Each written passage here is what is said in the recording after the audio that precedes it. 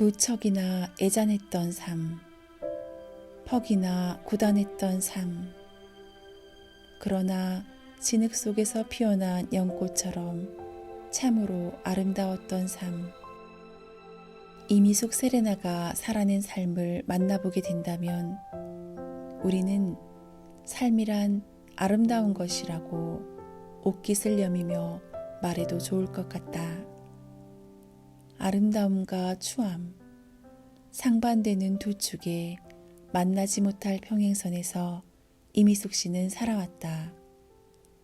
미추의 이 두 축은 그녀의 삶 자체였고 추함에 대비되는 극명한 아름다움은 그녀의 애잔한 삶을 이야기하는 우리들에게 하나의 전설로 남았다. 소쩍새 울음소리 애잔하게 울려대던 1989년 8월 8일 음성꽃동네 인곡자해병원 신상현 부원장 수사의 진료실에 낯선 방문객이 찾아왔다. 신수사를 찾아온 일행 3명은 꺼이꺼이 울음부터 쏟았다. 50대 중년 여자가 말했다. 선생님, 지가 꼭 살려주고 싶은 아이가 하나 있습니다. 몇 푼 안 되는 돈 그 아이 치료비로 다 썼고 이제 푸석푸석한 제 마음밖에 남은 게 없는지라 저 불쌍한 것 꼭 좀 살려주시오. 이 황당한 방문객들의 푸념과 애원과 한탄 속에 앳돼 보이는 여인이 들어왔다. 넘어질 듯 위태로운 걸음을 옮기던 그 여인은 신수사의 응접실 소파에 쓰러지듯 누워버렸다. 그리고는 고난 잠에 빠져들었다. 50대 중년 여인이 신수사에게 들려준 앳돼 보이는 아이의 슬픈 이야기. 신수사는 그 중년 여인의 이야기를 들으며 내내 가슴속으로 눈물을 삭여야만 했다. 중년 여인은 자신을 전북 군산에 있는 사창가의 포주라고 소개했다. 음성 꽃동네까지 모범 택시에 태워온 아이는 자신이 데리고 있는 율랑녀였다. 중년의 포주와 동료 율랑녀가 전해주는 가녀린 아이의 삶을 전해들은 모범 택시 운전사도 절대로 택시비를 받을 수 없다며 울었다. 여리디 여린 29살 난 그 아이. 어찌 보면 허망스럽기까지 한 삶의 궤적을 거슬러 올라가 본다. 이미숙 씨는 고아로 자랐다. 전라북도 모처의 고아원에서 있었는데 그 당시의 생활이 얼마나 어렵고 거칠고 험난했을지는 미리 쉽게 짐작할 수 있다.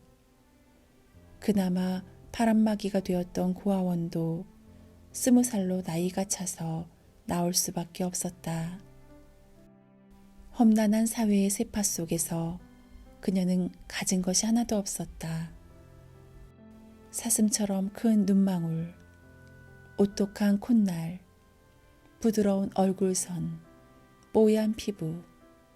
그녀가 타락한 사회의 표적이 되었던 것인지 몸뚱이 하나밖에 없는 그녀가 사회의 음습한 생활 속으로 걸어 들어간 것인지는 확인할 길이 없다. 어찌됐든 그녀는 자신의 몸을 생활 방편으로 삼아 유흥업소를 전전했다. 87년 말 그녀는 군산의 사창가로 찾아왔다. 술집과 다방으로 팔려다니다 이제 막다른 골목까지 온 셈이었다. 원하지 않는 남자들을 자신의 몸속으로 받아들여야만 했던 비참했던 생활의 연속. 어느 날 그녀가 포주에게 말했다. 언니, 나 이상해요. 밑에서 자꾸 피가 나와요. 포주는 자신의 남편과 상의했다. 그녀가 가지고 있는 수중의 돈은 거의 없는 상태였다. 저 불쌍한 것, 가진 건 제 몸뚱아리밖에 없는 것, 우리가 치료해 줍시다. 우리 말고 누가 저거 돌봐주겠어. 남편도 이미숙 씨의 고운 마음을 내내 안타까워하던 차에 치료를 흔쾌히 동의했다. 포주 부부는 의료보험 카드에 그녀를 자신들의 가족으로 올려주었다. 그리고 그녀를 데리고 전북대 병원으로 갔다. 병원에서 내린 이미숙 씨의 진단 결과는 자궁 경부암이었다. 청천벽력 같은 선고였다. 행복이 무엇인지, 사람답게 산다는 것이 무엇인지를 알아볼 기회조차 없었던 창녀 이미숙 씨에게 내린 의사의 자궁암 선고는 오히려 포주 부부들에게 더욱 충격으로 다가왔다. 포주 부부는 그녀를 전북대병원에 입원시켰다. 그리고 본격적인 간병을 시작했다. 그러나 깨진 독에 물붓기였다. 엄청난 치료비로 포주 부부의 돈이 거덜났고 그녀의 병세 또한 더욱더 악화되고 있었다. 그녀가 포주 부부에게 고통을 호소하는 일이 잦아졌다. 포주 부부는 그녀의 고통만큼 고통스러웠다. 그녀는 그들에게 딸과 같았다. 포주 부부는 그녀를 받아줄 만한 사회복지시설을 찾기 위해 신문, 잡지를 뒤적이고 여기저기 수소문을 시작했다. 그러던 중 꽃동네에 가면 도움을 얻을 수 있다는 정보를 듣게 되었다. 여기가 마지막인지라 다른 곳에선 이 아이 받아주질 않소. 무슨 죄가 많아서 고아로 자란 데다 자궁암까지 걸렸누. 선상님, 이렇게 한 많은 사람이 어디 있습니까? 신수사는 이들에게 말했다. 꽃동네의 존재 이유는 저 아이 때문입니다. 이미숙 씨, 당신은 꽃동네의 VIP입니다. 최선을 다해 돕겠습니다. 당신을 살리겠습니다. 이제 아무 걱정 마세요. 신수사는 곧바로 그녀를 서울 여의도병원에 입원시켰다. 치료비는 꽃동네에서 부담했다. 여의도병원에서는 그녀의 암세포에 대한 정밀검사에 들어갔다. 자궁암을 치료하는 것은 수술이 최선이었다. 그러나 그녀는 2달 후에 퇴원을 해야만 했다. 검사 결과 암이 너무 많이 퍼져 손을 전혀 쓸 수 없게 됐다는 것이 여의도 병원 측의 설명이었다. 수술도 불가능하다는 판정을 받았다. 그녀는 다시 꽃동네로 내려왔다. 하혈이 더욱 심해져 갔다. 화장실을 다녀온 후에는 피를 너무 많이 흘린 탓에 비틀거리며 쓰러지기 일쑤였다. 암이 하복부에 퍼져 암세포에 의한 통증 또한 격심해져 갔다. 전신이 찢어지는 듯 통증이 엄습해오면 신수사는 부원장으로서도 해줄 것이 그리 많지 않았다. 진통제로 몰핀을 주사하는 것이 전부였다. 몰핀은 마약과 마찬가지였다. 몰핀을 주사하고 나면 그제서야 안정을 찾곤 했다. 신수사는 몰핀 주사에 신중을 기했다. 과다하게 사용할 경우 더 큰 피해를 줄 수도 있었기 때문이다. 최악의 경우는 피해가야 한다는 것이 신수사의 생각이었다. 그래서 몰핀 주사하는 횟수를 줄였다. 그녀는 급기야 통증에 못 이겨 무릎 꿇고 울면서 빌기 시작했다. 선생님, 제발 주사 한 대 더 놔주세요. 너무 아파요. 참을 수가 없어요. 신수사는 그녀가 호소하는 통증이 어떤 것이라는 걸 누구보다 잘 알았다. 그러나 단호했다. 모질게 마음을 먹고는 그녀에게 말했다. 더러운 장녀, 암에 걸려 죽는 것도 서러운 일인데 마약 중독자까지 될 거냐. 내 마지막 삶을 그렇게 시궁창이로 마감해야 되겠니? 매정한 신수사의 호통에 그녀는 어깨를 들먹일 뿐이었다. 죽음에 대한 공포, 평생 사랑받지 못한 삶에 대한 한스러움은 그녀를 마약에 쉽게 의지하게끔 만들었다. 육체적 고통뿐 아니라 허망스러운 마음까지 마약으로 달래고 싶어 했던 것이다. 육체가 병들자 마음까지 병들었던 것이다. 네가 아무리 내 앞에서 울고불고 해도 3일간은 절대로 주사를 놓지 않을 거다. 그녀의 사슴 같은 눈망울에 슬픔이 고였다. 신수사의 호통에 실망하는 빛이 역력했다. 3일이 지났다. 그런데 그녀는 신수사를 찾아오지 않았다. 극심한 고통을 참을 수 없었을 텐데 어떻게 견디고 있는지 걱정이 되어 신수사는 그녀를 찾아갔다. 그러나 예상외로 그녀의 얼굴은 너무나 밝았다. 행복해 보였다.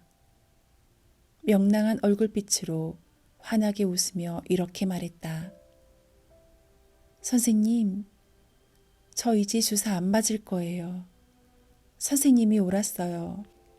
썩을 대로 썩은 육체, 마음까지 썩는다면 얼마나 슬픈 일이겠어요. 이후로 그녀는 몰핀 주사를 맞지 않았다. 신수사의 비정함과 그의 절제가 마약 중독을 이긴 것이었다. 그러던 어느 날 신수사는 회진을 가서 가슴을 서늘하게 하는 큰 감동을 받게 되는 일이 있었다. 치료를 하기 위해 곤하게 자고 있는 그녀를 깨우려 하자 주위에 있던 환자들이 손을 허이허이 내젓는 것이었다. 말도 제대로 못하고 제 몸 하나 가누지 못하는 중환자들이 무엇 때문에 자신을 제지하며 그녀를 깨우지 못하게 하는 것일까? 신수사는 의아해졌다. 중환자 가운데 더듬거리는 말이라도 할 줄 아는 분이 신수사에게 사연을 이야기했다. 그녀가 밤새도록 한숨도 자지 않았다는 것이다. 중환자들을 위해 물도 떠다 주고 대소변도 받아내고 이불도 개주고 이런저런 위안의 말벗도 되어주며 밤을 새웠다는 것이었다. 그리고 지금 잠깐 피곤한 눈을 붙였다는 것이다. 불과 며칠 전까지만 해도 몰핀의 의지에 살아가며 전신으로 퍼진 암세포로 찢어지는 듯한 육신의 고통을 어찌할 줄 몰라 하던 그녀가 자신의 고통을 호소하는 대신 자신보다 더 어려운 사람들을 위한 희생의 길을 찾아 나선 것이다. 타인을 위해 자신의 삶을 불태운다는 것은 얼마나 어려운 일인가. 그러나 이것으로써 그녀는 삶의 행복을 비로소 찾게 되었다. 89년 9월부터 시작된 그녀의 중환자실 병수발은 그해 12월까지 하루도 거르지 않고 계속됐다. 하혈은 점점 심해졌고 암세포가 복부와 콩팥, 간까지 퍼지지 않은 곳이 없게 되었다. 이제는 소변까지 나오지 않았다. 그만큼 격렬한 고통이 시작됐고 그녀는 참을 수 없는 고통을 중환자 병수발을 통해 잊어갔다. 그 무렵 그녀는 사랑을 경험하고 있었다. 그 남자를 소개하자면 오덕천 마리오. 그녀와 동년배인 덕천은 별명이 울보다. 배고파도 울고 대소변을 보고서도 울고 몸이 아파도 우는 울보의 모든 의사표현은 울음이 전부다. 덕천 씨가 꽃동네에 오기 5년 전인 84년, 그는 꽃동네 앞 흙길에 버려졌는데 머리끝부터 발끝까지 단 한 군데도 움직이지 못하고 화석처럼 굳어져 있는 통나무 인간이었다. 덕천 씨가 할 수 있는 것은 눈을 깜빡거리는 것과 꽃동네가 떠나가라 울어젖히는 것이 전부였다. 그 울음이 얼마나 처량한지 울보의 울음이 들릴 때면 꽃동네 사람들은 늘 가슴이 저며오는 것을 피할 수가 없었다. 울보 덕천 씨가 오는 이유를 찾으려면 20고개를 넘어야 했다. 질문이 맞으면 덕천 씨는 눈을 꼭 감는 곳으로 동의를 표시했다. 어디 아파? 라고 물으면 눈을 깜빡거린다. 머리? 라고 물을 때 가만히 있으면 다시 묻는다. 가슴? 그때 눈을 깜빡인다. 이렇게 눈으로 의사를 표현할 수밖에 없었던 덕천 씨의 머리에는 2군데 구멍이 뚫려 있었는데 미루어 보면 2번에 걸친 대수술을 받고 실패하여 가족이 버린 것 같았다. 그녀는 그 울보를 사랑했다. 과거를 잊고 싶은 창녀와 과거를 알지 못하는 식물인간의 사랑. 중환자실에서 녹초가 되도록 병수발을 들던 그녀는 밤 12시가 되면 늘 덕천 씨를 찾아갔다. 하루의 분주함을 접고 꽃동네에 고요와 평화의 밤이 찾아오면 덕천 씨의 병실에는 그녀가 도란도란 들려주는 이야기가 조용하게 흘러나왔다. 어떤 모습의 절실한 사랑보다도 더 아름다운 풍경이었다. 그 무렵 이미숙 씨는 세례를 받고 세레나로 불리게 되었다. 해를 넘겨 90년이 됐다. 그녀는 이제 아무 일도 할 수 없었다. 암세포가 퍼지지 않은 곳이 없을 정도로 상태는 최악의 상황이었고 움직이는 것조차 맘대로 할 수가 없었다. 그녀가 한많은 과거를 등지고 다른 세상으로 떠나기 일주일 전인 90년 2월 21일 인국자의병원 신상현 부원장 수사는 이미숙 세레나를 찾아가 말했다. 세레나, 너 그동안 참 예쁘게 살아왔다. 정상인도 엄두도 못 낼 아름다운 사랑. 그 극심한 고통을 견뎌내며 내가 실천해온 사랑은 사랑을 베풀지 못하며 살아가는 우리들에게 사랑의 의미를 전해주는 은은한 종으로 울릴 것이다. 그러나 지금부터가 중요한 시기다. 왜냐하면 내가 이제 하느님을 만나야 할 시간이 가까워졌기 때문이다. 이미숙 세레나는 진지하게 물었다. 선생님, 어떻게 하면 하느님을 뵐 수 있나요? 제 남은 소망은 하느님을 만나는 것이에요. 어떻게 하면 만날 수 있나요? 가르쳐 주세요. 하느님을 만나려면 첫 번째로 이웃을 용서해야 한다. 너를 버린 부모를 용서해라.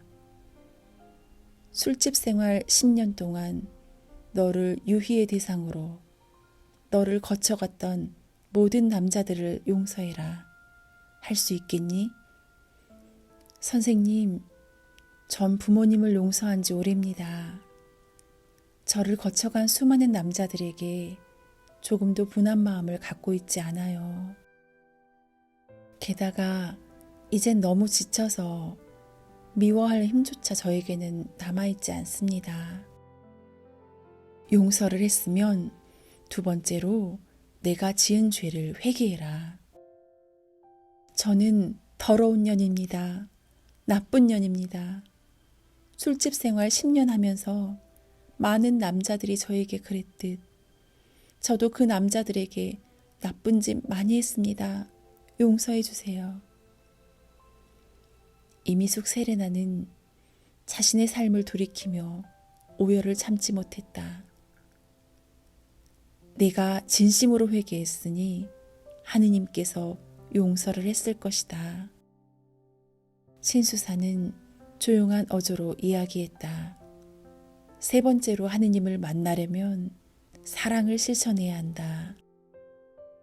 썩어진 육신, 남을 미워할 수 있는 힘조차 없어진 제가 어떻게 남을 위한 사랑을 실천할 수 있습니까?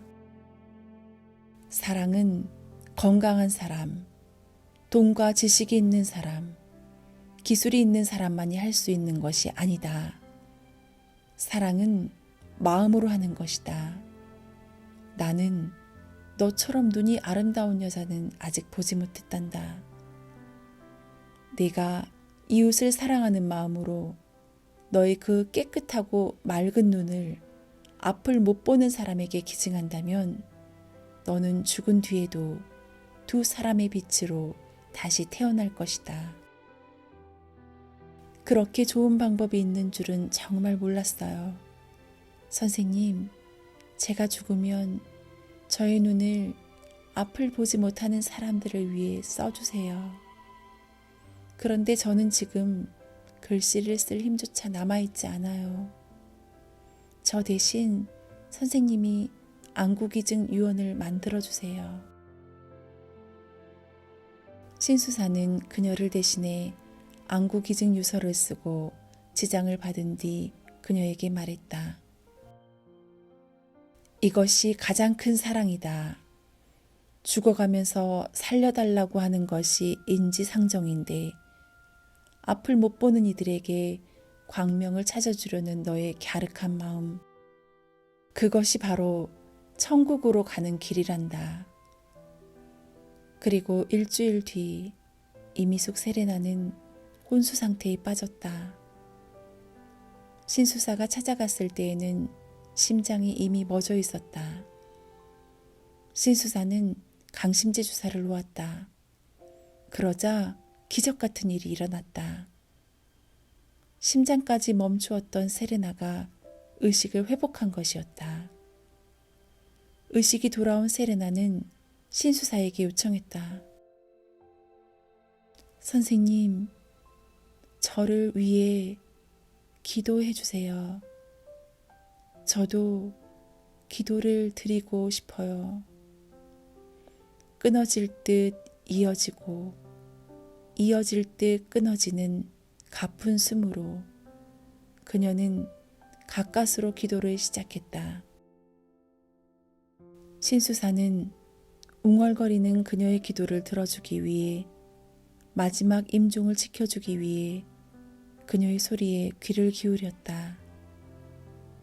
주님, 이 목숨 다 할 때까지 주님만을 따르겠습니다. 그리고 그것이 마지막이었다. 이미숙 세레나는 세상을 향해 그 말을 마지막으로 남겨놓고 세상을 떠났다. 신수사는 염울하기 시작했다. 몸을 닦아주고 깨끗한 옷을 입혔다. 이미숙 세레나의 얼굴은 죽은 이의 모습 같지 않았다. 그렇게 평안하고 고요할 수가 없었다. 신수사는 그때 분명히 보았다. 죽은 세레나의 얼굴에서 환한 빛이 피어나는 것을. 꽃동네 사람들의 임종을 지금까지 지켜온 신수사에게 이미숙 세레나처럼 아름다운 죽음은 처음이었다. 어두운 세상, 이치를 초월한 이미숙 세레나의 삶과 사랑, 그리고 죽음. 자신의 어두운 과거에 대한 빚을 갚기 위해 사랑밖에 알지 못했던 이미숙 세레나는 천국의 문으로 들어갔다. 신수사는 눈을 감고 기도를 드리며 창녀와 세리들이 하늘나라에 먼저 들어간다는 성경 말씀을 떠올렸다. 이 세상에 그 누구도 사랑하지 못할 만큼 가난한 사람은 없다. 목숨만 있으면 우리는 사랑할 수 있다. 사랑은 마음으로부터 시작하기 때문이다. 신수사는 세레나가 무척이나 사랑했던 오덕천 마리오를 찾아가 말하였다. 마리오, 어젯밤 이미숙 세레나가 하느님 곁으로 갔단다. 알고 있니? 그는 눈을 꼭 감았다. 알고 있다는 뜻이었다. 마리오가 미숙이 많이 사랑했었지? 그는 눈을 다시 꼭 감았다. 미숙이가 천국 가도록 기도할 거니? 그는 또 눈을 다시 꼭 감았다. 그리고 신수사가 방에서 나갈 때까지 감았던 눈을 뜨지 않았다. 꼭 감은 울보의 두 눈에선 소리 없는 눈물이 주르르 흘러내리고 있었다. 오덕천 마리오는 그녀가 죽은 뒤 2년을 더 살다가 자신에게 처음으로 사랑을 가르쳐준 이미숙 세레나가 있는 곳으로 돌아갔다. 꽃동네 사람들은 이미숙 세레나와 오덕천 마리오의 죽음을 두고 아름다운 사랑의 결실이라고 말한다.